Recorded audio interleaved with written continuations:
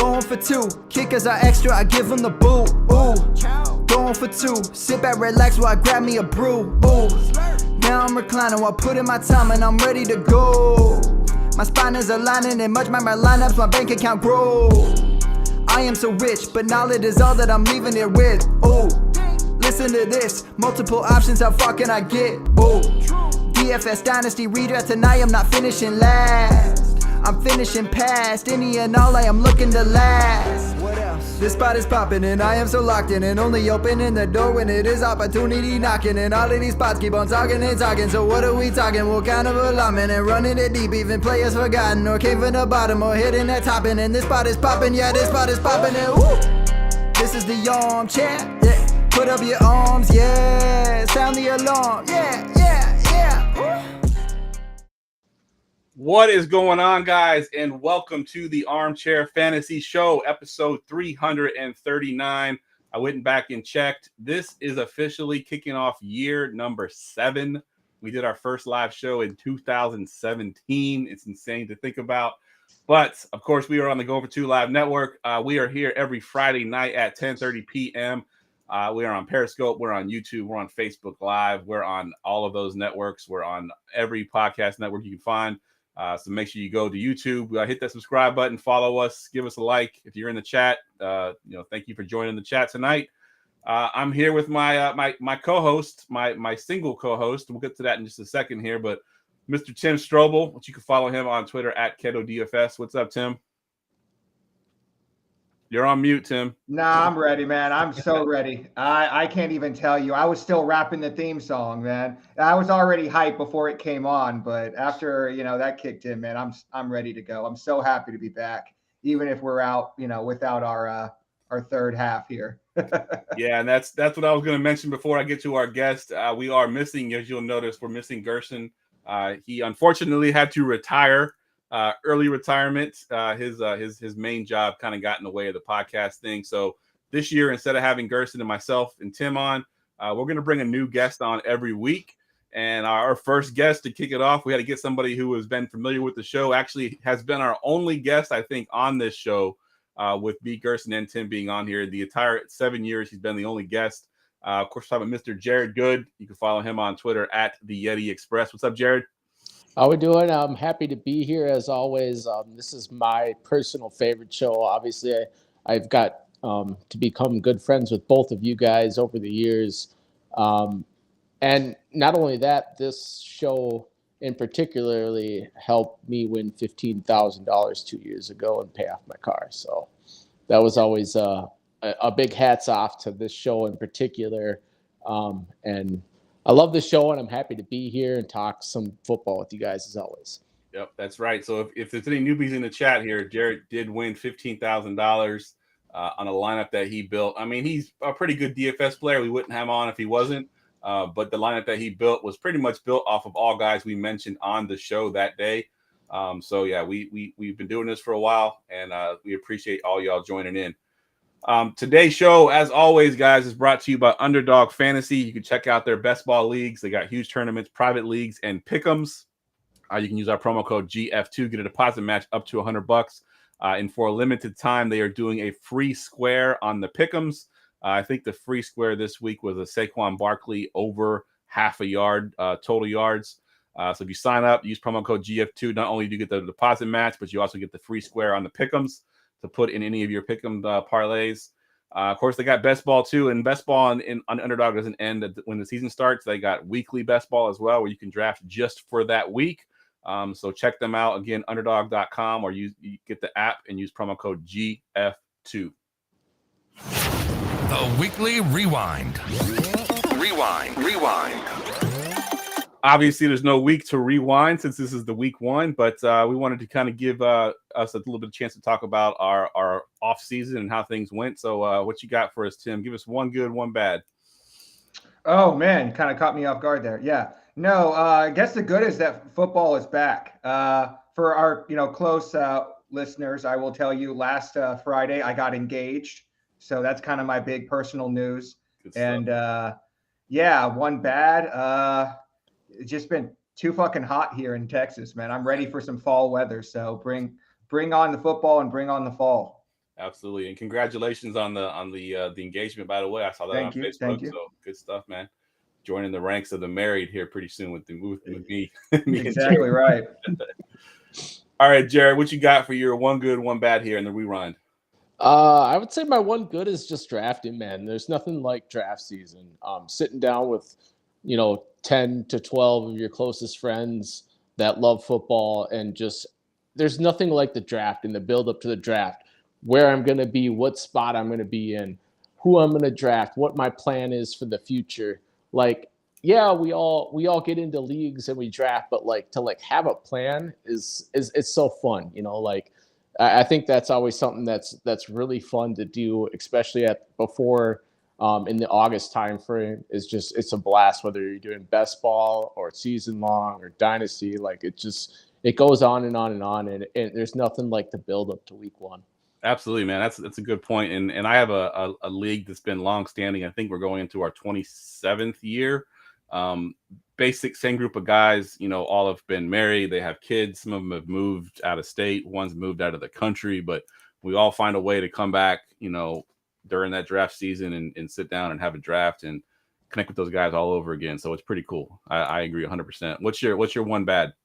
Well, I would say that my one bad is that I have Cooper Kupp in 2 leagues, and we'll talk about him coming up, but I think his injury is going to be a little bit longer than we might have originally projected. I think it's going to be closer to 4 to 8 weeks opposed to 1 or 2.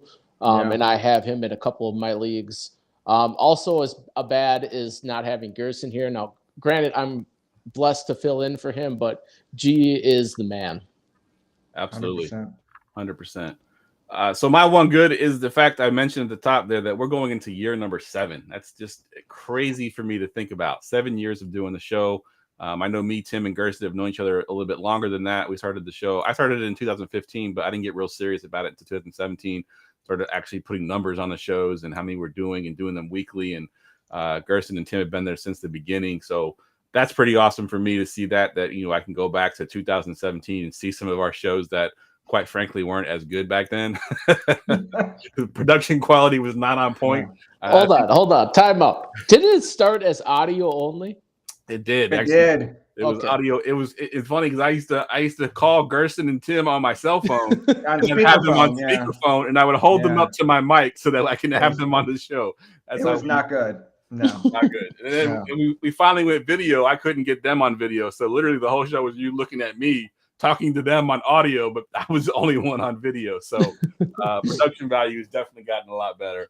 And my one bad is that fact that Gerson's not here. We're not going to have, his antics, his F-bombs, his drinking a 12-pack before the show's even on. By the way, these are the Modelo's. You see, I made a nice little stack here. This one's for you, G. Little shout out to Gerson in the background there. I love it.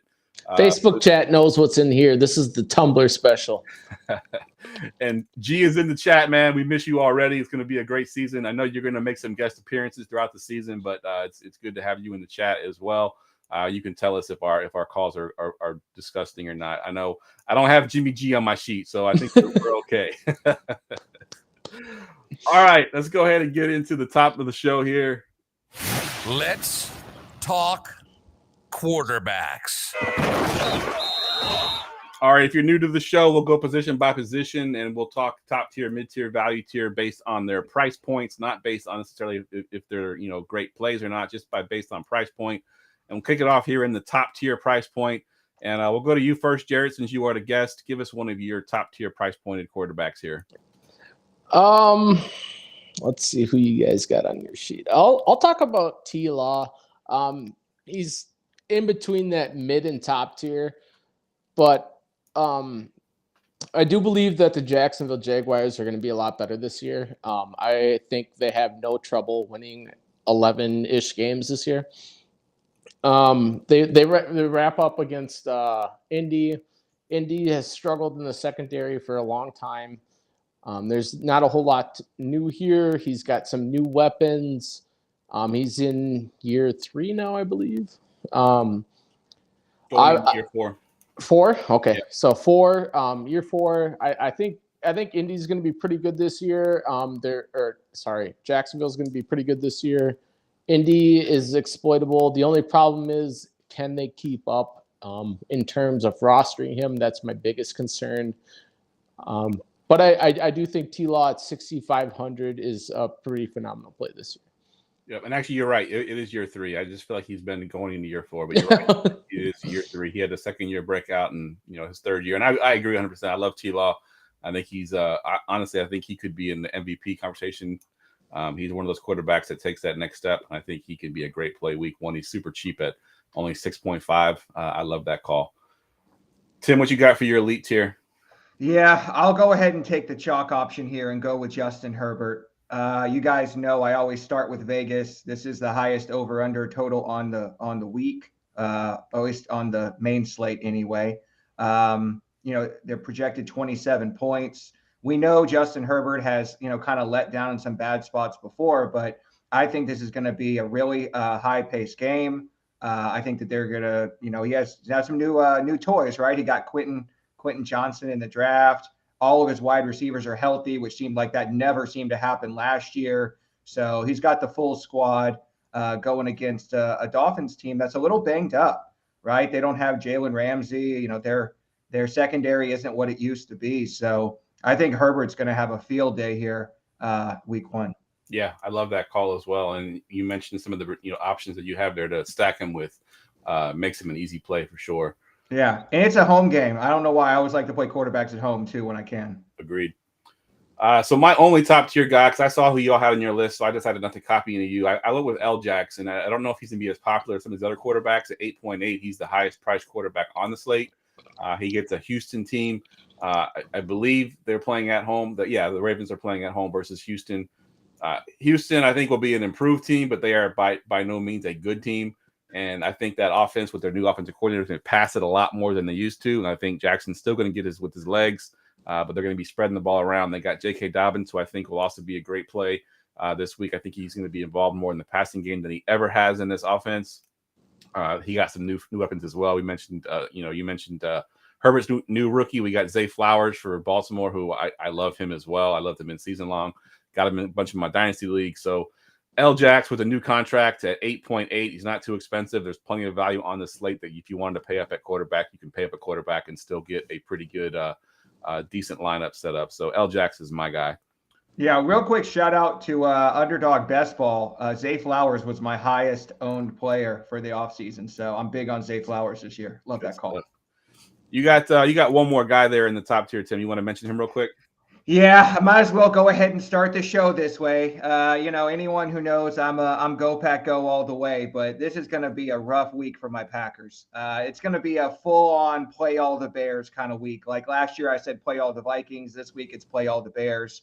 And that starts and ends with Justin Fields, right? I mean, if you're talking about quarterbacks that can break the slate, it's him, it's Lamar, Herbert, those kind of guys. You really want to pay up, particularly for his rushing ability, right? He had 2 games last year with over 40 points. Most of those were done with his legs.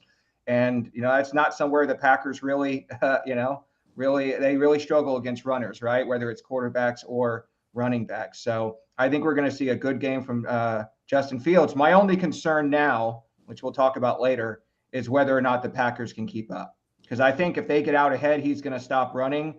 And if he only has 20 points, then he's going to end with 22. Yeah. Right. But if it off. Yeah, but if Packers can keep it close, man, he could give you that 40 you need to win a tournament. Good stuff. All right, we'll move down into the mid tier, and I'll go first. And the guy I have, I'm a little nervous because I don't know if he's been ruled out officially yet, but I believe his left tackle is questionable, and it's Tua Tagovailoa. He is out. Yeah, I posted it earlier. Teron Armstead. Yeah. Makes me a little bit more nervous because we know Tua's history with concussions, and Bosa is going to be back for the Chargers, and that's just going to be a nightmare. But I do think at 6.7, Tua is still viable. We saw what he did early last year before he got hurt the first time, lighting it up all over the field. He's got 2 of the best receivers, maybe the 2 best, as far as a 1-2 punch in the league with Waddle and Tyreek Hill. I just think this offense is built to cater to what Tua does, is basically get the ball out of his hands and be super accurate and let the guys who catch the ball make all the plays. And I think going up against the Chargers, I think this is going to be a high-scoring game, like Tim mentioned with Herbert. And Tua at 6.7 is way too underpriced. I actually have him picked as a dark horse MVP this year. If he can stay healthy, play all 17 games, I think he can be in the MVP race. So Tua Tagovailoa is my mid-tier quarterback I'm looking at. We'll go to you, Jared. What you got for your mid-tier? Before I talk about my mid-tier, I'm getting drilled in chat because I dressed up and went out tonight. This is my Friday night get-up. Screw all you guys. My mid-tier, my number one mid-tier guy is Deshaun Watson. And here's the reason why. Because, well, one, he's 6K. And two, the last time he was fully healthy and played a full season, he threw for 4,800 yards, which is ridiculous.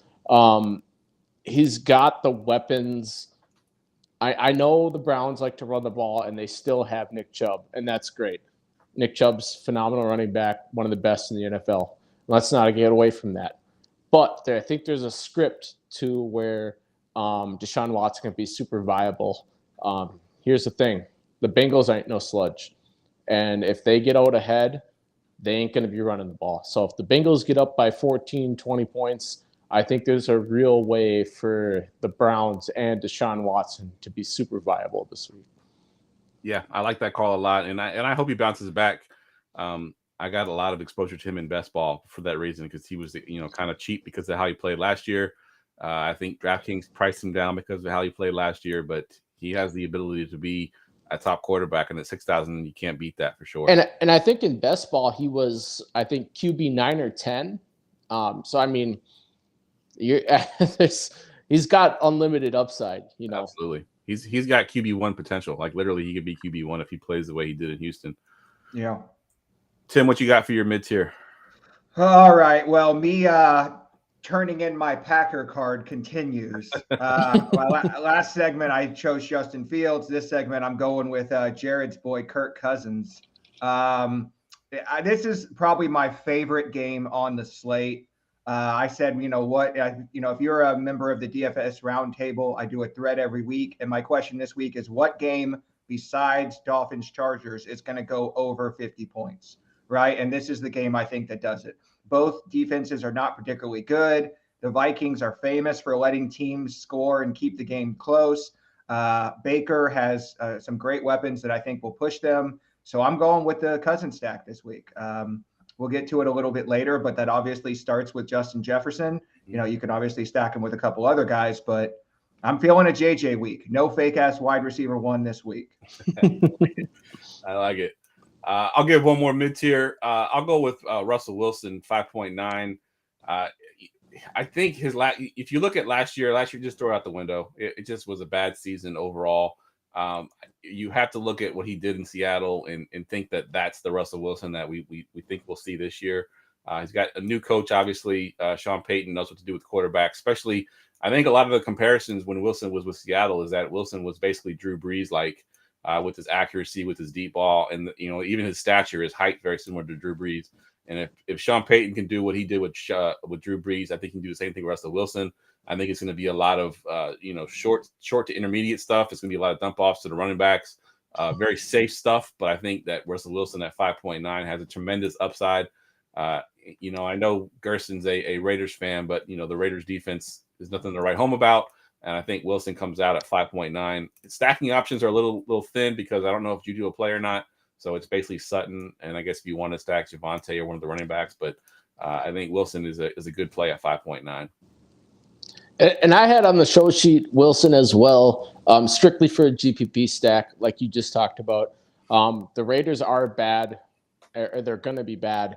And the way you can get to Wilson in a stack is, like you said, with Sutton and even Dulcich, and that's like really cheap. So, and when we talk about someone being really cheap on week one, it allows you to fit all those big guys, your JJs, your Hills. And I think that's kind of a sneaky little look there. Yeah, absolutely. All right, let's move down into the value tier. I want to just mention we had one more quarterback that we didn't mention. Tim and I both had him. You want to mention him real quick, Tim? Talk about him a little bit? Yeah, I really like to see. I'll just put it this way. I really like the Seahawks this week. I'm just worried the Rams might not be able to keep up, but it's a divisional game. They could drop 30 on them, no question. And if they do, it's going to be through Geno. Yeah, I agree 100%. That's why I have him on my list as well.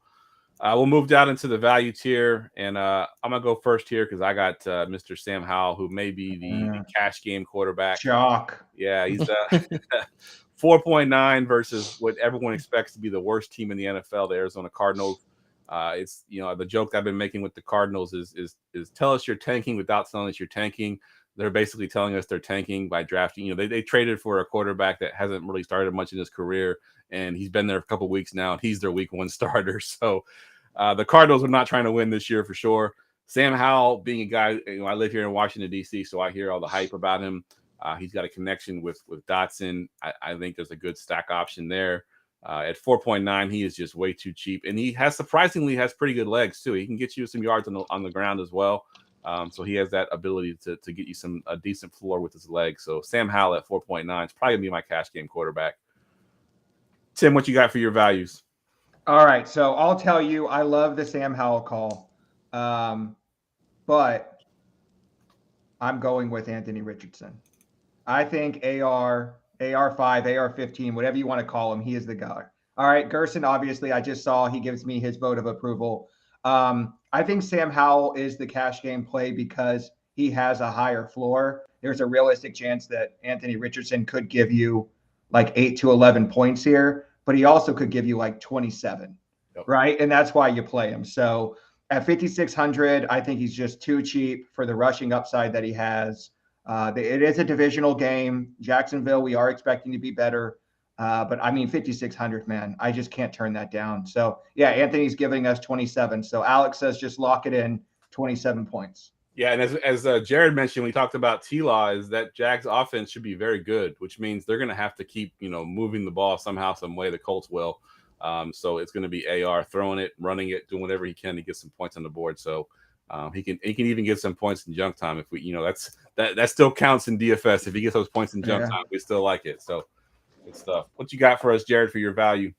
I'm going Baker Mayfield for the Bucks. As a Viking fan, I know our secondary has been terrible. We brought in a lot of new guys, Byron Murphy and Mikhail Blackman. I just, unless it's broke, I'm not going to go away from it in week 1. Now, like I said, Baker's 4,900. Like, he's the same price as he's a great pivot off of Sam Howell and GPPs. The Vikings brought in Brian Flores as well. A lot of people have a lot of hype for him changing the defense and the scheme. And, that can be scary to attack in week 1. But at the same point in time, like, the Vikings play at an incredible pace. Okay, so if the Vikings go up early, these guys are still going to be viable in fantasy. You're looking at Baker playing from behind. He might throw a pick or two, but he also might have 300 yards and 3 touchdowns at 4,900. And the thing that I like about Baker, and good call on the pivot off of Howell, is this has to be the best receiving core that he's ever had, right? I mean, Mike Evans is mark him in for 1,000 yards every season. You got Godwin there. So, I mean, supporting cast is definitely there. He just needs to get the ball in his hands, get to those players, and let them do some good things. So, great call. Because, I mean, say what you will about Baker, there's been a lot of hate over the couple of years that he's been in the league, but he did do it one year where he played pretty well. And if he can capture that magic again here with some good players on his team, I think it's a good call on the pivot. Hey, one last guy before we move on. Shout out to Garrett in the chat. My other favorite low price guy is Derek Carr. We basically played quarterbacks against Tennessee all year last year. Their secondary is arguably worse than it was last year. So is the pass rush. So I think, especially playing at home in the Dome, it could be a sneaky Derek Carr week. Yeah, love it. Love it. All right, let's get to tight ends. Did somebody say tight ends? I think that's Tim's favorite drop besides the defensive one when we get to it. All right, Tim, kick us off here with the top tier tight end. Yeah, I only have one guy, and I talked about it earlier. It's TJ Hawkinson, the Hawkin goat. He just got himself a fat contract. He's ready to go. That ear infection seemed to have magically cleared up, and he's going to get 2 touchdowns this week. So I think if you're playing Kirk Cousins, you're playing Justin Jefferson, that's just part of it. But if you really want to get different in tournaments, nobody's going to be paying up for tight end this week. So if you pay up for the Hawkin goat, you're automatically going to be different from everybody else in the field. That's how you find yourself at the top of a GPP. Yeah, and here's a future DFS trivia question: is which player has broken the slate twice in 1 year for two different teams? Two different teams. Mr. Hawking Goat right there broke the slate. I think for the Lions early in the season, got traded to the Vikings, and then broke the slate again. I think 40 plus games both times. So yeah, definitely is capable of putting some big monster games up. Yep. Jerry, what you got for your tight end? Top tier tight end. I like Mandrews a little bit. The problem is, so the reason why I like Mandrews a lot is they got all these new wide receivers coming in. They got Bateman coming back. They got Zay Flowers. They've said they want to throw the ball more. The only problem with it is I don't think this game stays close. I think Baltimore wins by 14 plus. And I mean, you're looking at Mandrews to really only get you like 60 to 80 in a touchdown, and he's there. He's cheap. Like, there's soft pricing in week 1. But I mean, he's still there. Yeah, I got him as my top tier as well. Based solely on the fact that there's not a whole lot of top tier quote unquote tight ends that I like. And because I went with Lamar Jackson, if I'm going to play a tight end to stack with Jackson, that's going to be Mandrews. Obviously make sure he's healthy, because he is questionable at the moment. If he's out or limited in any way, I'm off this play. But Mandrews would be the only guy outside of Hawkinson that I would play in this top tier. All right, let's move down into the mid tier, and our mid tier brings us to our first Lock it in. We got our lock of the week. Jared, who do you got for your lock?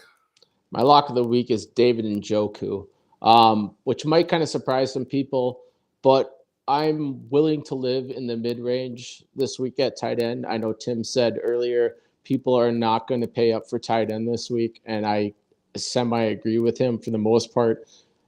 But Njoku in 10 games has 5 touchdowns against the Cincinnati Bengals. His receiving yards, he's got 306 receiving yards in 10 games. So you're looking at like 30 to 40 yards, which isn't great. Honestly, it isn't. But like I said, I think there's a way. Gerson, when he was always on, he would always say, can you see a way that somebody gets there? Can you write the story? Well, I see the Bengals up 14 early, and I see a lot of throwing in Cleveland. And, I mean, you can love Amari Cooper as much as you want. I'm not really there. He's aging year by year. And you're looking at some other guys on this Cleveland offense on the comeback, and my guy is David Njoku over the middle. Yeah, that's a good call. I like that a lot. I don't know what happened. Tim got booted out, so let's see if we can bring Tim back in here. There we go. Am I back? Am I here? You are back, yes. All right. He just wanted to be on the bottom. I think Jared's internet infected Tim and kicked him out. Yeah, I can't explain it. So what did I miss? Martians. Jared went with David Njoku as his lock of the week. Lock of the week. That's my favorite drop, by the way. Other than defense, it's lock of the week. There's no question. Good. All right. I'm going to go with Gerald Everett. This has probably been my favorite tight end play other than David Njoku on the whole slate. I think that he's going to get a lot more volume than people are expecting. I did talk about all the toys on the Chargers, but this is going to be a scheme thing, right? I think that they're going to see a lot more targets toward the tight end, and he's in that same range where I don't think people are going to play him, right? You have the other guy I think everybody's going to pay up for. They're either going to play Njoku or they're going to completely punt. So I think Everett's going to go somewhat overlooked, even though he's in the highest, total game of the day. So yeah, he's probably my favorite play. If I'm not, if you got Njoku and you got an extra $100, you want to get a little different, switch up Gerald Everett. Yeah, I like that call. So I got one of the tight ends that are probably fairly chalky because of the Cooper Kupp being ruled out. But Tyler Higbee, very quietly last year had over 100 targets as a tight end that nobody really saw or even thought that he was doing that good. He didn't score a ton of touchdowns, but he's going to be the only guy when Stafford drops back to pass that he's going to recognize, really, because, it's a bunch of guys. Tutu Atwell is still a thing somehow. I don't know how he's still a thing, but he's probably the number 2 receiver on that team. It tells you how deep their receiving core isn't. So Higbee's going to get a ton of targets at 4.8 versus Seattle. just based on volume alone, I think he can get there. So Higbee is my favorite, probably mid-tier tight end there. Please do not play Tutu Atwell. Yes, okay, I'm sorry. Just when we haven't gotten to wide receivers yet, but just my message to Going for Two Nation: do not play Tutu Atwell. Yeah, Don't do it. And I'll jump in on that Higbee call because I love that call. I'm a guy that plays. I like to play the mini max. That's my tournament that I like to hang out and enjoy. So I run 150 lineups. I have 40+% of Njoku and Higbee. nice. Not in the same line, but in that range. I have just as much Higbee, if not a little bit less than Njoku. Nice. Yeah, he's definitely up there as far as chalk. When Cooper Kupp's out, there ain't a whole lot to go around. It's play Higbee. Yep.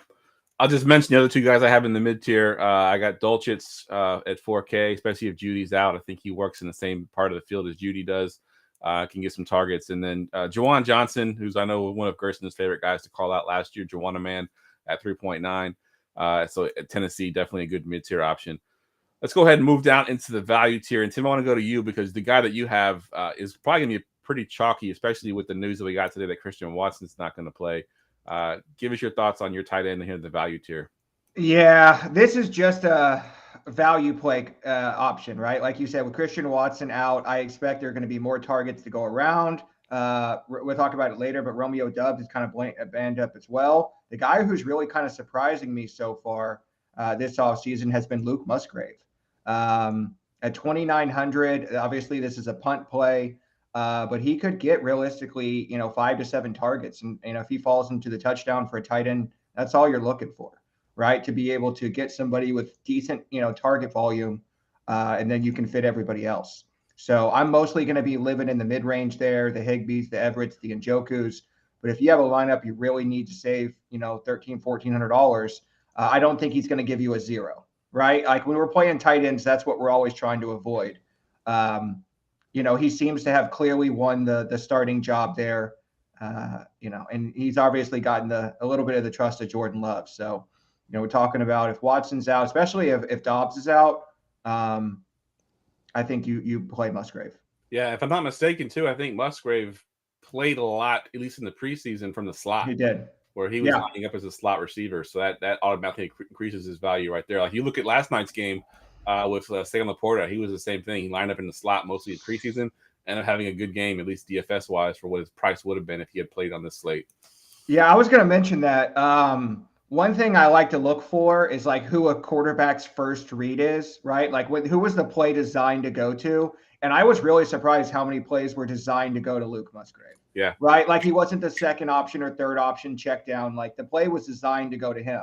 Right. It was an 8 to 10 yard out route or a 12-yard curl route. And you get enough of those in a PPR game, he'll pay for himself even if he doesn't go in the box. So I think Christian Watson's out. Ruled out. It's Dobbs who's questionable. Yep, Dobbs is questionable. Christian Watson. And he's got a hamstring too, I believe. And then I told you guys, you've heard me say before, I don't fuck with hamstring injuries. Yeah. Right. Like there's a lot of injuries you can play through. A hamstring is not really one of them. You're never going to be 100%. So keep that in mind. And for what it's worth, Musgrave is the 6th highest owned tight end according to Roto Grinders at 6%. So he's definitely one to look at for sure. Yep. Jared, what you got for your value tier here? I got Gerson on the Colts. He's the only guy I have down here. I'm really not looking to be in this range at tight end. Like I said, over 40% of my ownership is in the mid tier, and a lot of it is north of that for the rest of it. But rookie quarterbacks, they check down a lot when they're under pressure. So I think you could, and here in reality, who does AR-15 have to throw to other than Michael Pittman? I mean, it's Alec Pierce, it's another rookie in Downs. I mean, I'm not sold on Gerson, but I know that he's kind of a super raw player, and I think he's going to be a check down option for him under pressure. Yeah, for what it's worth, he was one of my more popular choices last year as a punt tight end, and the few times that he was the only guy back there, he actually played really well. Actually, if you look at week 1 last year, he had 7 targets in week 1. So, I mean, Jelani Woods is definitely not going to play. One of my favorite guys, Mo Alley Cox. Mo Alley Cox is still there, but hasn't really looked good or even part of the offense. So it's great. He was definitely running with the twos for most of camp. And the majority of the reason why I like him is because you have a rookie quarterback starting. Yep, 100%. Yep. So real quick, speaking of rookie quarterback, again, shout out to Garrett in the chat. You guys know I love a good revenge narrative. And we got Hayden Hurst going against his old team, the Falcons.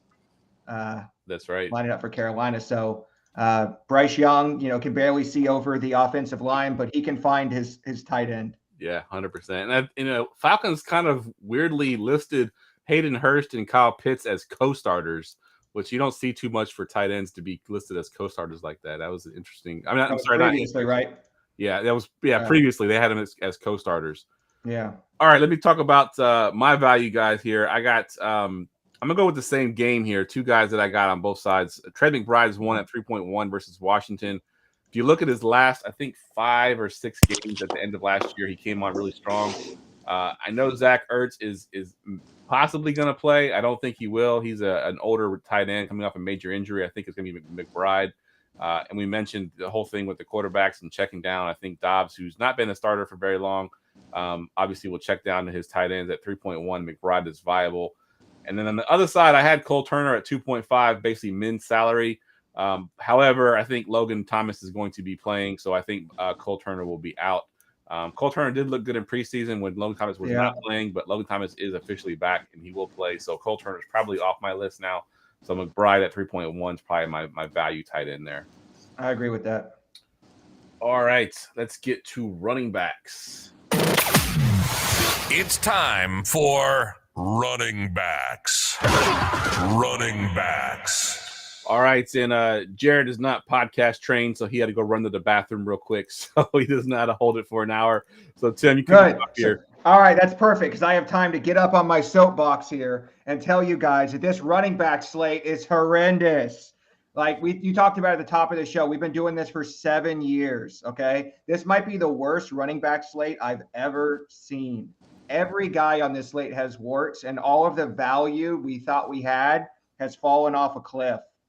So I think we'll start at the top, but yeah, man, this slate is ugly. I think if you're paying up for anybody, the one guy I'm paying up for is Eckler, right? Just because he is the perfect, other than Christian McCaffrey, right? He's the perfect PPR back. He's going to give you the 12 to 15 touches, 5 to 7 targets, highest total game of the day. We talked about it earlier. I'm all in on the Chargers, but I will tell you, I will mostly be paying down at running back to pay up for wide receiver. I think over time, we have seen that the top lineups tend to pay mid-range or down for running back and then pay up for wide receiver. So that's how I'm going to target week 1. Yeah, hashtag running backs don't matter, right? That's basically what we got this week especially.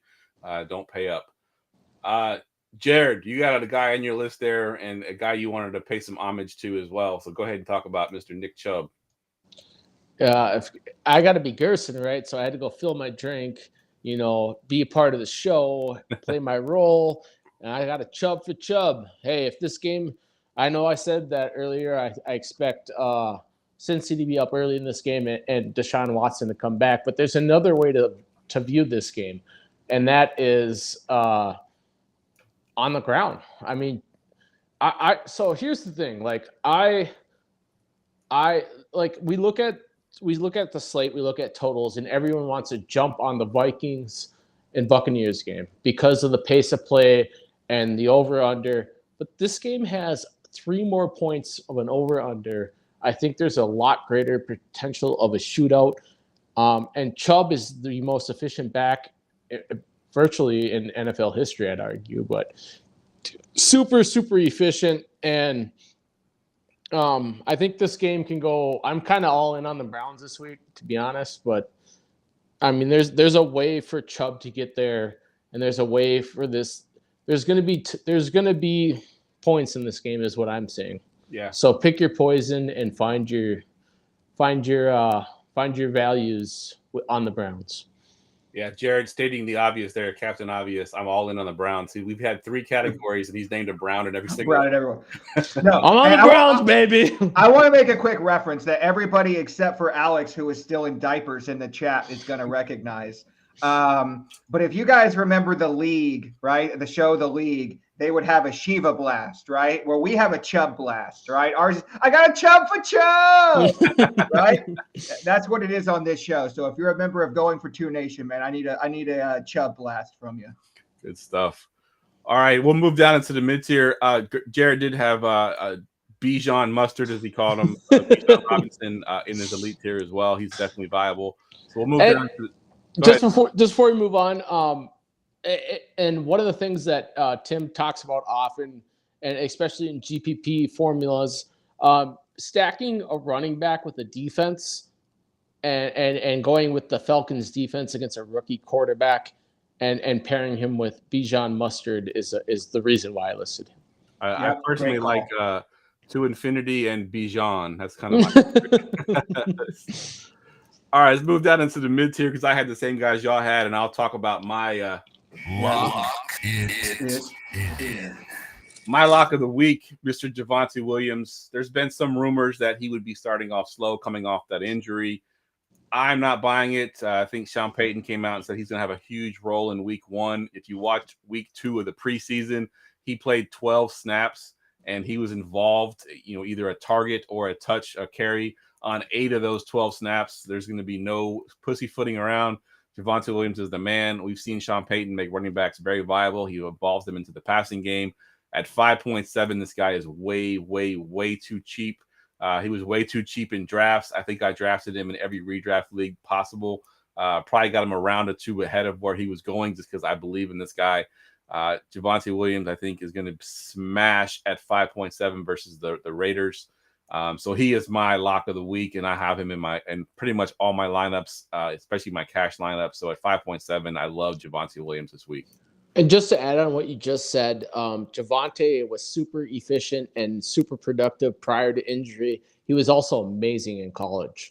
Absolutely. He was actually, I think, led the nation in broken tackles, and he had less carries than guys that were much better than him. So supposedly much better than him, drafted higher than him. Tim, what you got for your mid-tier? You're on mute, Tim. Goats are muted. Damn it, I did it again. All right. We talked about earlier that we really like the Baltimore Ravens. So last year, our flow chart team for playing running backs was the Houston Texans. I think they're probably going to be better than 32nd this year, maybe not, just because the Cardinals exist. But yeah, I'm going to J.K. Dobbins. I'm really shocked that a lot of people are not high on him this week. I've seen a number of projection sites where he's like lower than some of these other guys. I'm not buying it. I think they're going to use him in the passing game. They're going to give him plenty of touches on the ground. It's J.K. Dobbins, baby. I'm going for it. And it's just because everything else in that range to me, other than Javonte, I feel like is kind of gross. Yeah, Dobbins is a great call, and just going on how underrated he is in this offense that's going to be here. The new offense, they use the running backs. I know everyone says that, Lamar Jackson doesn't check down, which he doesn't. He tends to run as opposed to check down. But their offensive coordinator actually designs plays to get the ball into the running back's hands through the passing game. And Underdog has their pick'em line at 9.5 receiving yards. I think he smashes that. I think he has at least 3 or 4 catches in this game. So Dobbins for seriously 6.6 is definitely too cheap. So I like that call a lot. Yeah, he had 2 games last year over 120 rushing yards. So he can get it done even if he doesn't get a ton of volume in the passing game. Yep. And just to add on the JK take, I heard this stat on the B League Pick'em show on Going for Two Live as always. I heard that the Texans have offered or have allowed 25 touchdowns in the last 22 games to a running back. Yeah. Hashtag not good. Yeah. Good. No, all right, Jared, what you got for your mid-tier? You got a bunch of guys to choose from there. I'm going to go with Rachaad White. I think there's a lot of ways he gets to this price tag at $5,500. Like we said, we'd like the Buccaneers and the Vikings game to kind of be one of the better ones of the week. But this guy is also a PPR monster, and on DraftKings, that means significantly more opposed to like FanDuel. So I think there's a way he can catch 5 or 6 balls, and I think he can have anywhere towards 80 to 100 all-purpose yards. So Love it. Yeah, I love it. We got plenty of guys here at the mid-tier, so we'll go back through one more time, and I'll take my other guy. I'm going to go ahead and say his name. I know today we had some news come out that said that he missed practice, and we don't really know why yet. But Ramondre Stevenson at 7K, I think, is going to be an awesome play as long as he's healthy and he's playing, obviously, up against Philly. He's going to be the main guy there. I know they got Zeke Elliott, and everybody's afraid of Zeke Elliott stealing touches in the red zone, which it may potentially happen, but Stevenson's going to get so much volume that I think that he's going to be perfectly viable at 7K. I think he can actually sneak into that elite tier as far as fantasy points go for this week. So Stevenson at 7K is my other mid-tier guy. Tim, you got anybody else in your mid-tier you want to talk about? Yeah, I think we got to talk about Kenneth Walker. I think that there was a report that came out earlier this week. He was dealing with a little bit of a groin injury. He had kind of dealt with it a little bit in the offseason, but then he got a full practice in today. So I'm not really concerned about it. We talked earlier that we think that the Seahawks are going to win this game pretty handedly. And, shout out Jared. He mentioned this earlier. If you're looking for a running back defense stack this week, one of my absolute favorites is Kenneth Walker in the Seahawks D. Love it. Love it. And we love favorites at home, the running backs for sure. Jared, anybody else you want to talk about in the mid-tier here? I think I'm good. All right. I'll just mention the guys you have just we get them on the show. You got Joe Mixon there. You got Aaron Jones mentioned there as well. So those are 2 guys you can look at. Move down into the value tier, and I'll take the chalk guy here, and then y'all can talk about your guys. But the chalk probably is going to be Jamal Williams. Kendrick Miller is probably not going to play. We know for sure that Kamara is not going to play. It's going to be the Jamal Williams show at 5.1 versus Tennessee. I don't know how much I love Jamal Williams as far as, what he's going to put up as far as fantasy points go. But in my cash lineup, I think he's going to be so heavily owned that you almost have to put him in at 5.1. Again, I don't know how high his upside is, so maybe not in your tournaments are you playing him, but at 5.1 with the backs that are both going to be out, probably I think he's going to be a very high-owned running back. So Jamal Williams at 5.1. Tim, what you got here? Yeah, I completely agree with that. That was going to be my exact take, is that you can play Jamal Williams in cash, but do not play Jamal Williams in tournaments. He just does not have the upside. Tennessee's pretty decent against the run. That's what they do. They sell out to stop the run. So could he get a couple of short touchdowns? Is he going to get 15 to 20, touches? That's what you're looking for cash games, but I don't think he has the upside you want for tournaments. Speaking of a guy that's very controversial, I'm going to go with Khalil Herbert. This is a guy that I was pretty high on all offseason. I know there's a lot of competition there with Deonta Foreman and Roschon Johnson, but all indications are Khalil Herbert's going to get the first run. And I talked about it on the top of the show. I do not think this is going to be a good week for my Packers. I don't. I think that the Bears are going to get up and they're going to run the ball, and it's going to be a lot of Khalil Herbert. We could see one of those Khalil Herbert games. So, I just talked about it with Kenneth Walker. I'll say it again with Khalil Herbert. You guys want a tournament stack. All of my indications are he's going to be under like 5% owned. So you want to combine that with a low-owned defense in the Bears. If this game goes the way I think they were, man, that's a tournament setup for you right there. And then you can put all the chalk you want because nobody will have that stack. Yeah, it's crazy how undervalued Herbert is, even in season long. People get excited with the new toys, and of course they got Roschon Johnson there, and everybody, Roschon Johnson's gonna be this. And he might end up being good, but I can guarantee you, week 1 is Khalil Herbert. He was very efficient last year in that offense. He looked good in the preseason. Khalil Herbert's going to be the man, at least for week 1. Beyond that, who knows? But for week 1 at 5.3, I love him. Good call. Yep. And it's a perfect game script too. I think it just sets up perfect. Jared, what you got for your value tier here? Oh, value. I have. Well, the first thing that I have is Antonio Gibson versus B-Rob. I think it's a good discussion to have. Obviously, the Commanders, you can talk about chalk Commanders and putting a running back with that stack. Like we try to speak as much as we can about how we build our GPP rosters and how to make people better daily fantasy players. This is one way to do it with a defense running back stack. I think if you're stacking it, I like the Bijan or the Brian Robinson and the Commanders' defense is a stack.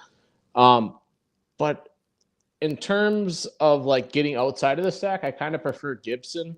I know that they said they wanted to expand his role. Obviously, he's got more PPR upside.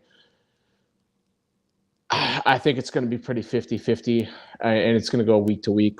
I'm not in love with one more than the other, but if I had a lean because I'm a GPP player, I like the Antonio Gibson side opposed to the Brian Robinson side.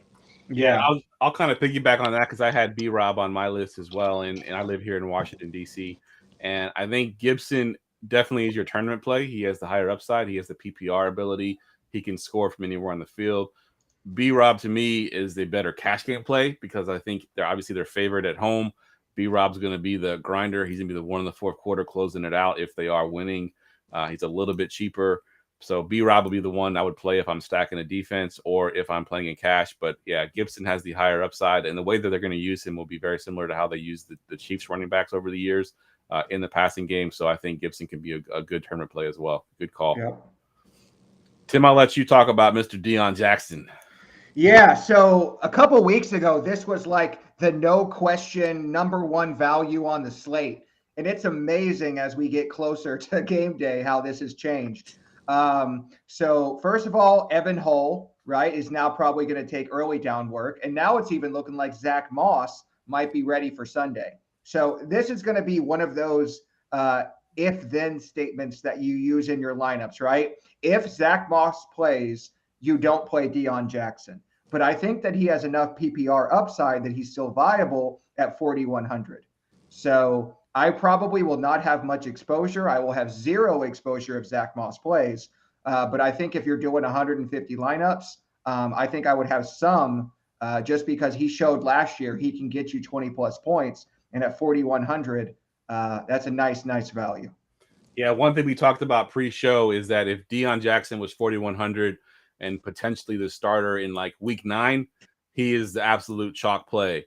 But because we're in week 1 and we have so much other value to choose from, I'm scared to play him because even if he hits value at 4,100, he's not giving you the upside that some of the guys we've already mentioned could give you at their price points, and they're not much more expensive than him. So Deion Jackson's a little scary, but he probably will be pretty chalky in week 1. But I think I'm avoiding him. Like I think Garrett in the chat said, don't play him. So in all reality, his ceiling is 13, 14 points. I mean, like that's his ceiling. 100%. Yeah. And you don't need to put him in your lineup to get to guys like JJ. You know, Christian McCaffrey's not 10,000 yet. You know, those are guys that you can definitely fit into your lineup. We'll get to my stack here in a little bit, but my stack in like week 8, you can't afford without Deion Jackson. In week 1, you can afford it. So you can do it. Yeah. Good call. It's all about relative value, right? 100%. 100%. All right, let's get to the receivers. And now, wide receivers. And I know he's probably technically a mid-tier, but I'm going to go ahead and double drop it here. Lock it in. Tim, go ahead and give us your lock of the week here. I actually didn't see that coming. Yeah. No, good call. Chris Olave, man, this is one play I have not gotten off of. I was on him 3 weeks ago. If we would have done a first look show, I'm still on him now. I talked about it. We were talking about Derek Carr at the top of the show and quarterbacks. This Tennessee secondary is bad. And all indications are that Chris Olave has the best rapport with Derek Carr. So we've already seen last year what he could do when he had Jameis Winston or whoever the fuck was throwing him the ball. There's one for you, G. But no, like he's got a better quarterback. He's got a better situation. They're at home, terrible secondary, and he's 6,500. Like one of the guys I always listen to is Scott Barrett, right, from Fantasy Points. He basically pointed out that he may be, if you project him, the most best value to ceiling projection on the slate. Yeah. Right. So, I mean, there's a lot of good plays in the mid-range at wide receiver we'll talk about, but I don't think anybody has a better combination of ceiling and floor at their price than Chris Olave. Yeah, there's a great stat on Chris Olave, and I gave it on last year's show. But if y'all can remember back to the week that Tyreek Hill and Jalen Waddle and Tua went off, they had like 1 billion points, and they had all these air yards. Chris Olave in that same week had more air yards than both of those guys combined. And he had Andy freaking Dalton throwing in the ball. So that just gives you an idea of how big play this guy can be. I love Chris Olave in both dynasty, fantasy, redrafts, whatever, DFS. He's a monster. Love him coming out of college. He, I think, led led college in separation, and he came into the NFL, and that translated. He still gets plenty of separation. He's a great receiver. So good call. Jared, I gave one other thing I will mention on that. Go ahead. Is that if you compare where they were drafted in best ball versus what their pricing is on DraftKings week one, Chris Olave was going about wide receiver 8 or 9. He's wide receiver 15 in terms of pricing. Yep, 100% of value. Agreed. All right, so I gave Tim a chance to talk about Chris Olave, but I'm gonna give Jared a chance to talk about his guy here, Mr. Jay Jettis. I know we're pressed for time, but I really loved the Chris Olave call. In all reality, he has no competition. Like, who does he have competition for receptions? Justin Jefferson, I mean, they're going to move this dude all over the formation. He hasn't played all preseason. A lot of the Vikings didn't. They're going to come out firing. They're going to find a way to get so I know Joe was searching for a Justin Jefferson jersey online. He doesn't even live in this state. Couldn't find one anywhere. Like, this dude is the future of the NFL. Like, he's that good. Him and Jamar Chase are 1-1. But and in all reality, we get him below 9K. We can't roster him in this pace setting. Yeah, his price point 8.8 versus Tampa Bay is just, it's too good to not play him. He's in my cash lineup already. I love Jay Jettis this week. My top tier guy, other than JJ, is Tyreek Hill at 8.2 versus the Chargers. We mentioned the game being high scoring.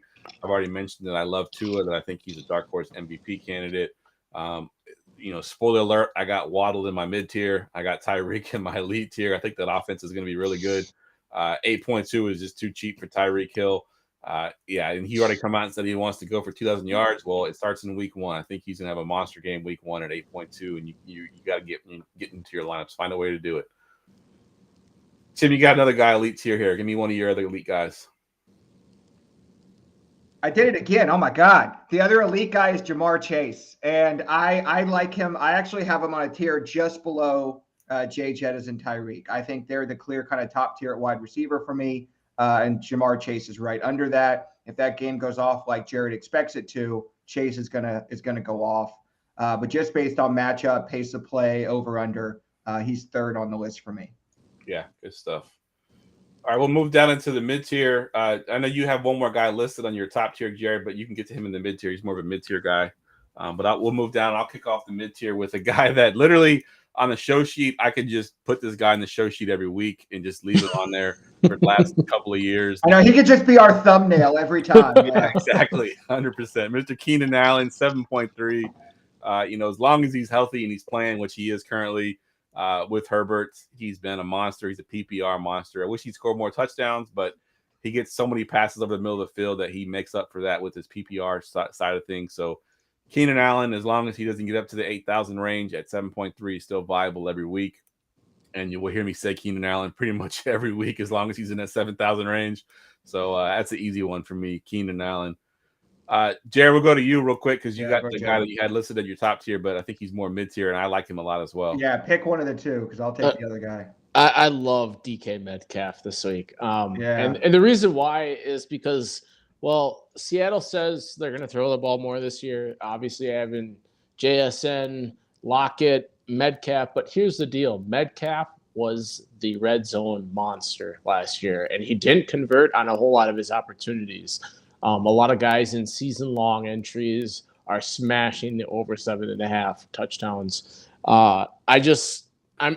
He's priced right, but in this game format, it wouldn't surprise me for him to have 100 yards and 2 touchdowns in this game. I am with you 100%, and I've been slamming the table for DK Metcalf all offseason for everybody that's kind of fading him, saying he's not a receiver 1 anymore. He, as far as target share for red zone, led the NFL in 40%. No one was even in the 40s. He was only 1 in 40% in target share in the red zone. Unfortunately, those didn't result in the touchdowns, but he had a career high in targets. He had a career high in receptions. The yardage wasn't there, but he had the red zone targets. If he had the touchdowns, it wouldn't have mattered. I think it's wheels up for this guy. We saw what he did. If you look at the playoff game, I think it was versus the 49ers. He had a monster game versus us, and we have a very good defense. I think that's the DK Metcalf that we're going to see all season this year. So I love that DK Metcalf call at 7,000. He's way too cheap. So yeah, great call right there. And people forget, like, this dude had monster combine numbers. Like, he's been athletic for a long time. Yeah, he's just a beast. He's way more athletic than anybody on the Rams, and that's the most important part. 100%. And probably bigger than all of them, too. Tim, what you got for your mid? Yeah, so my theme of this week is pick on the bad defenses, pick on the bad corners. And there is a team starting 2 bad corners, possibly a rookie corner and an undrafted free agent corner, and that's the Indianapolis Colts. So I'm going to take the other one Jared had and go with Mr. Calvin Ridley. A few guys, if any, have been as hyped up this offseason. Oh, Tim, he's been out of football for over a year. Oh, Tim, he's on a new team. I don't care. Okay. He made sure he put in the time this offseason with Trevor Lawrence that he's already the number 1 receiver in that offense. He's 6,500. He's the same price as Chris Olave. I think Olave is going to be more popular. So you want to go. I see Garrett also had him in the chat. I love Calvin Ridley this week. Like, if I could live in the mid range, DK Metcalf, Chris Olave, Calvin Ridley, dude, that's a GPP winning lineup right there. And if there's one thing you need to know about Calvin Ridley, we know he respects coin. That's exactly 100%. Yeah, I don't know if y'all seen that video. It's a camp video where they show the receivers running the routes, and they have Zay Flowers go first, and he looks, pretty decent. He does his little route, and then Ridley goes in, does the same route, and he's a freaking blur. Like, it looks totally different when Ridley does it. He's an awesome route runner, so I love that call. I'll just mention the guys in the mid tier so we can get down to the value tier. I had Waddle, as I mentioned earlier. Amari Cooper, Jared's got to have every Cleveland Brown that he can possibly have in his sheet. So he's got Amari Cooper. We got Sutton there as well, obviously with no Jerry Jeudy potentially. That's another good choice. Let's go ahead and move down into the value tier here, Jared, and I'll go to you first. I almost said Gerson. We'll go to you, Jared, first with the value. Well, I know you guys are expecting for me to talk on my Viking, but I'm not, because I think he has a problem staying on the field for a large percentage of snaps share.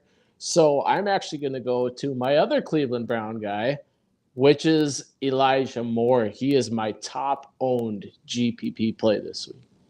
At 3,800, he just is.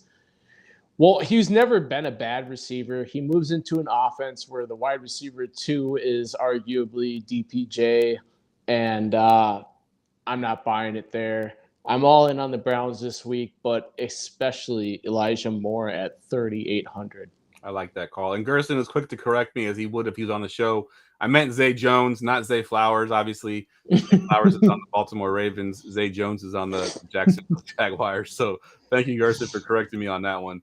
All right, Sam, what you got for your value? Yeah, you were just ahead of the game, man. You knew I was going to say to play Zay Flowers.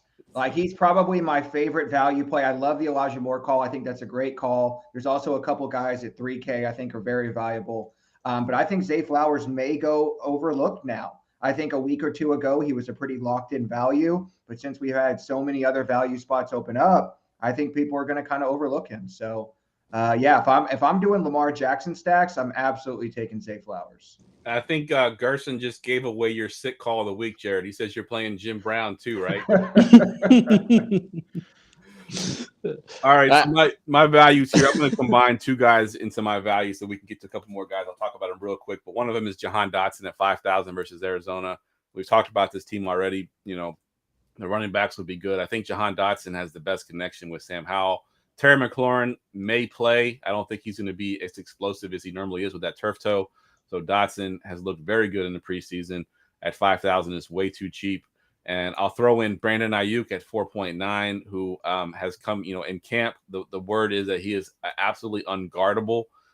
He looked good in preseason as well at 4.9.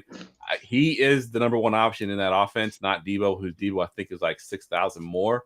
Ayuk is the number 1 option, and I think Ayuk has a good game at 4.9. He is way, way, way underpriced. So those are my 2 values. The one thing I will add to that is it's looking like George Kittle may not play. If he does not play, I think Ayuk is an absolute lock. Yeah. Like you said, he's already one of the biggest values on the slate, even before the additional target volume.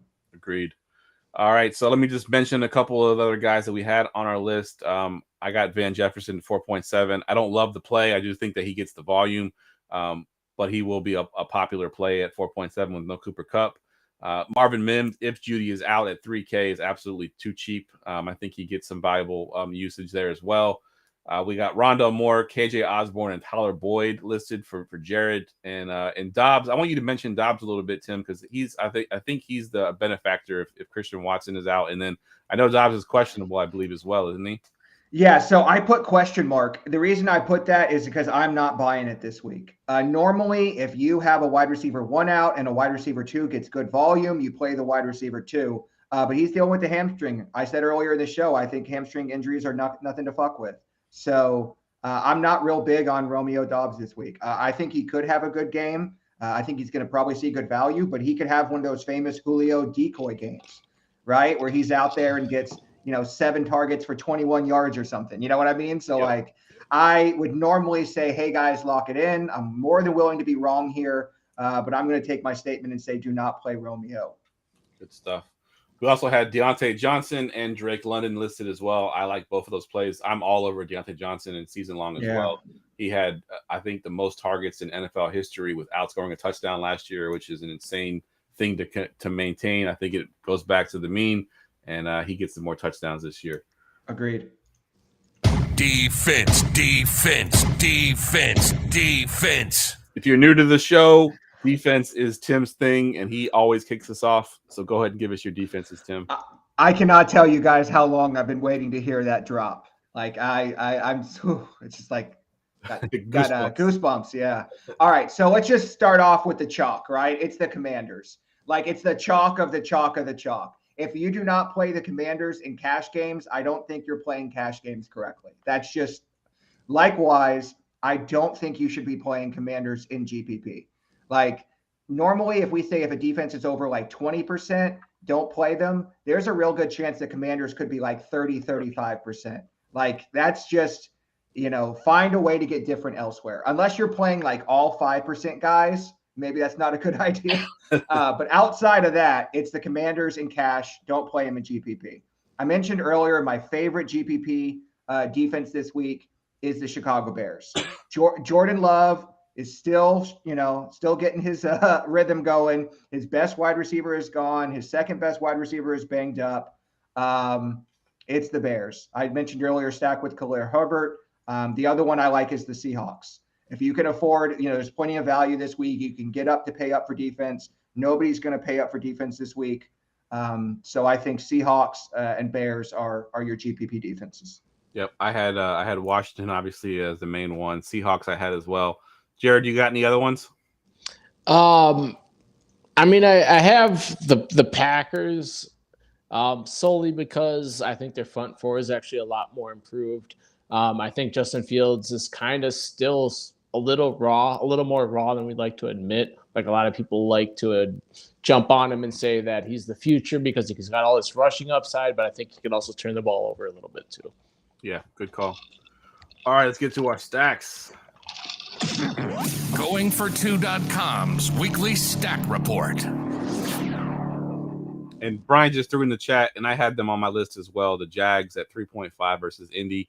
The only reason why I didn't mention them, I'm a little worried that they're not going to throw the ball enough for them to get turnovers. When you pick a defense DFS, you want sacks and you want interceptions, and I don't think the Colts are going to allow him to throw too many passes, and he's going to be running the ball a lot, so the points won't be there. So at 3.5, it's a little bit too expensive for me to, if I'm not getting those sacks and potential interceptions.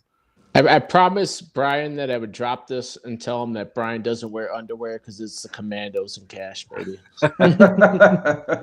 Okay.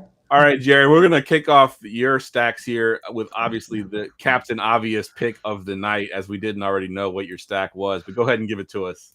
So it's Watson, Njoku, and Moore, followed by Chase on the run back. And the reason why is because you can get the Cleveland Browns stack at a pretty cheap option. You could sub out one of them with Amari Cooper, who's at 5.8, who is also cheap. Like I said, I love this game, and I'm all over it. This is my highest owned game stack of the week, and I love the ability to run it back with a Chase or a T. Higgins, who are very proven receivers. I love it. And Gerson mentions the Panthers defense, which I also like as well as a good option at 2,600 versus Desmond Ridder. That's another good defense. You can pivot off the Commandos. Woof, woof. Tim, what you got for your stack? Yeah, I'm going with my man Justin Herbert. It's going to be Herbert, big Mike Williams, Gerald Everett, and running it back with Tyreek Hill. I like that stack a lot, and that's the highest scoring game. So I basically just flipped it on its head and took the other side of things. I went with Tua, Hill, Waddle, and Mike Williams. I mentioned at the top that in week 8 or 9 you probably can't afford Tua, Waddle, and Hill, but with the value we have on this slate, you can definitely afford all three of those guys. Bring it back with Mike Williams over Keenan Allen. I love Keenan Allen, but Keenan Allen's upside is not there. If I'm going with the tournament play, I want that Mike Williams upside. I want those 2 deep touchdowns. So Mike Williams, and he's a little bit cheaper than Keenan Allen as well, so it fits in there a little bit better. So that's my stack of the week. Hey, real quick, I'll give you guys my 2 favorite secondary stacks. Okay, it's Justin Jefferson and Rachaad White, and then DK Metcalf and Tyler Higbee. I like it. Those are guys you can build lineups around. Absolutely, I love it. All right, we're going to get to our most popular segment, the segment that Gerson absolutely hated. I know he's in the chat, but he hated this chat. He hated giving any advice that could potentially be bad advice, which quite honestly, the sick calls are just that. You don't really play a whole lot of them. You might throw them into one lineup and hope and pray something happens. It's just for fun, but Gerson hated this segment. But Gerson, this one's for you. And now, the sick call of the week. And the funny thing is the sick call was actually originated by Mr. Gerson. I was going to give the story. He was literally sick on the podcast, taking all kinds of medicine and still drinking alcohol. Obviously, Gerson never stopped doing that. But he picked a defense, and it was the Saints, I believe, who were historically bad up to that point on defense. And me and Tim kind of made fun of him and said, you're just too sick. You're on this medication. This is not going to work out. They end up being the highest scoring defense of that week. So we named the whole segment the sick call. Basically, these aren't even punt plays. These are guys that are like such long shots that, they just need one play to really pay off their value. But we keep track of it all year to see how we hit on these guys. So, Jared, since you're filling in for Gerson tonight, you get to go first. Well, my sick call might be as sick as they get. It's the Patriots defense. And people are going to look at this and say, what in the hell is he talking about? Well, here's the deal. Bill Belichick has owned first-year quarterbacks. Jalen Hurts is not a first-year quarterback. Don't get me wrong. But this is the first time they have ever faced Jalen Hurts in his career. His whole scheme is going to be around stopping Jalen Hurts, making him turn the ball over. We know that the Patriots offense isn't good. They're going to run the ball. They're going to try and bleed the clock and keep him off the field. But I think there's a way where Belichick might have a little bit left in him yet to get the Patriots defense to score a defensive touchdown. I like it. And in the Patriots defense, it wasn't last year. It's a couple years ago. They were scoring so many points that you actually basically had to have them in your GPP lineups to win. So he's done it before. It's definitely a possibility. Tim, what you got for your sick call? All right. For those of you watching on YouTube, I put on the Packers cheesehead. I don't know how you can do that because you just pumped up Justin Fields. You pumped up Christian Kirk. It's because I'm going with Jaden Reed as my sick call. You guys know I fill out the sheet usually on Wednesday.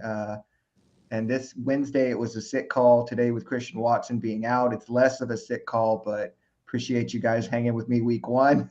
It's Jaden Reed at 3K. I think he's one of the best plays on the slate. Depending on what projection site you use, he could come out as the top projected value. And when you play a guy that's 3K, it fits in everything else. So we talked about it throughout the show that a lot of the value on this slate is kind of closed up.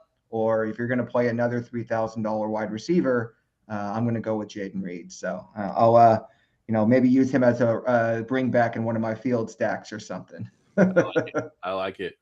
All right, so we mentioned Marvin Mims, who's 3K rookie receiver. You just mentioned Jaden Reed, who's a 3K rookie receiver. I'm just going to keep the theme going here. I'm going to mention Puka Nacua at 3K versus Seattle. We already know Cooper Kupp's not going to be there. We talked about their lack of options. We talked about Van Jefferson might get the most of the volume. Maybe Higbee gets the volume. But Puka Nacua has looked really good, and he's going to have a role. Even with Cooper Kupp, he's expected to have a role in this offense. So without Kupp, he'll be in there. He caught a touchdown in preseason. Matthew Stafford seems to have some confidence in him. He's built a little bit of a hype. He's got a little bit of Twitter following, and people like him. So I'm going with Puka Nacua first week with 3K. I mean, really, he catches a touchdown. He probably pays off his value. Again, guys, sick calls aren't meant to be played a lot. They're just that. They're just punt plays just for the fun of it. But Puka Nacua will be my guy for week 1. And this is so sick. This guy's first name is Puka. Yeah, exactly. It sounds like a disease. Like, oh, man, I got Puka Nacua. That's about as sick as stay it home gets. for work. And Gerson, you said you'd mention your guy here. Did we mention your guy? If not, go ahead and mention it in the chat, and I'll bring it up. And Tim talked in the chat, Puka is greater than Tutu. Yes, I agree. I think Tutu Atwell. Puka Nacua is Pukanucua. Is that right? I think that's how it's spelled. Garrett's asking in the chat, how do you spell his name? Well, while we wait for Gerson's sick call, why don't we give our parting words for the week? Yep, go ahead, Garrett. Kick us off here. Give us your Twitter handle one more time where they can follow you, and then anything else you wanted to plug. Yeah, you can follow me at the Yeti Express. Since I'm playing Gerson, you can slide into my DMs on Facebook and Twitter, and just ask me DFS question. Just slide in. Good stuff. Tim, I know you got the thread you want to mention. Go ahead and give it to the listeners. Yeah, you can find me on Twitter at Keto DFS. You can also find me on Facebook in the DFS Roundtable group. Every week I make a thread of the best stats and information from all over the internet. So you want to be part of that thread, jump in the DFS Roundtable. Good stuff. And I don't think I plugged it at all last year because it kind of blew up this offseason. But the Going for Two Discord is, if you're not in there, you need to be in there. It's popping. It is definitely popping. You can find a link in my Twitter bio at Jeff Lambert 77. You can find it at goingfor2.com. There's a link there in the bottom right hand corner. We've got everything from season long. We've got underdog picks. We've got Jared does some picks every week with sportsbook type stuff. We got DFS in there. We even got Devi, and we have guys that do IDP. It's really been blown up. We have over 1,000 members now. We've got some quote unquote coaches in there that if you tag them, they'll answer your questions. So yeah, go find the Going for Two Discord and join that. You won't be disappointed. Go ahead. And that's one of the coolest things about the Discord is you can say at Fantasy Coach and ask for trade advice, and you will have 10 to 12 people answer your question and give you their expert analysis on that. That's super awesome in the Discord. 100%. All right, guys, that wraps up our week 1 show. I want to wish everybody good luck this weekend. Hopefully you smash in all of your lineups. Shout us out on Twitter if you do hit. For Tim, for Jared, for Gerson in the chat. We hope to see you this year at some point. Coming on, make some guest appearances. I am Jeff, and we will see y'all next week.